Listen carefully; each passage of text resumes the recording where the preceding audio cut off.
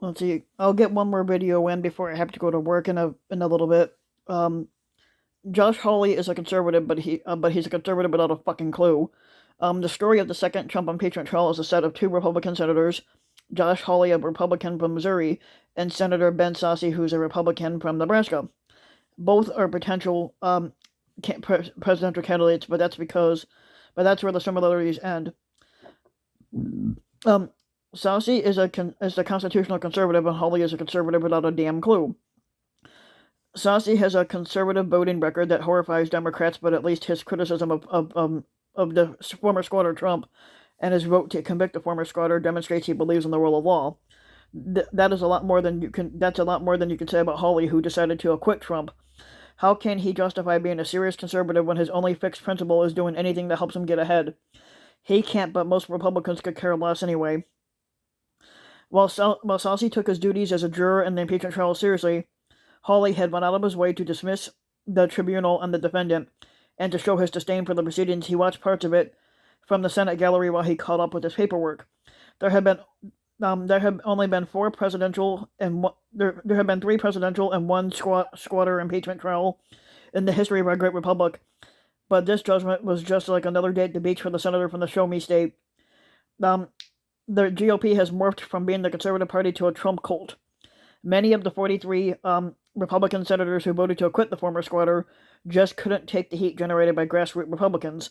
Some of the Republicans who voted to convict already are facing censure from their state and local parties. If you still don't know why Hawley and 42 of his Senate GOP colleagues voted to acquit Trump, then you can end the suspense with a close look at a new national survey conducted for the American Enterprise Institute. Four out of every five, which is 79% of the Republicans, still have favorable views of Trump, which I don't understand why, despite his failed squadancy that has already led to COVID-19 related deaths of almost 500,000 Americans and destroyed millions of jobs. On top of that telling statistic, only a third, which is 32% of the GOP faithful, think that Joe Biden's election victory is legitimate. The scariest thing about the results is the widespread GOP acceptance of violence as a political tool. Republicans were critical of the peaceful the Republicans were critical of the peaceful Black Lives Matter demonstrations, but they think violence is acceptable for conservative outcomes. And most Republicans indicated that they support the use of force as a way to arrest a decline of the traditional American way of life. The GOP faithful are much more likely to support the use of violence as a means to a political end than independence, which is 35% and Democrats 22%, but sadly Hawley is a perfect match for these Republicans. Sasse is a man without a party. We may see a matchup between the two senators in the 2024 GOP presidential race, but Hawley will likely enter the race with a better chance than his colleague from Nebraska.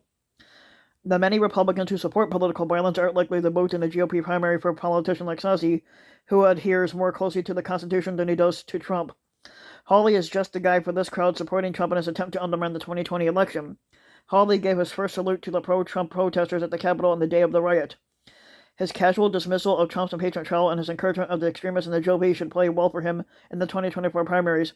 But Sasse is the only one of the seven Republican senators who voted to convict Trump and who aspires to be president. But his quest for the White House suffered a serious blow last week when he took a stand and stood against everything that Trump did. I don't admire his voting record, but I do admire his fucking courage.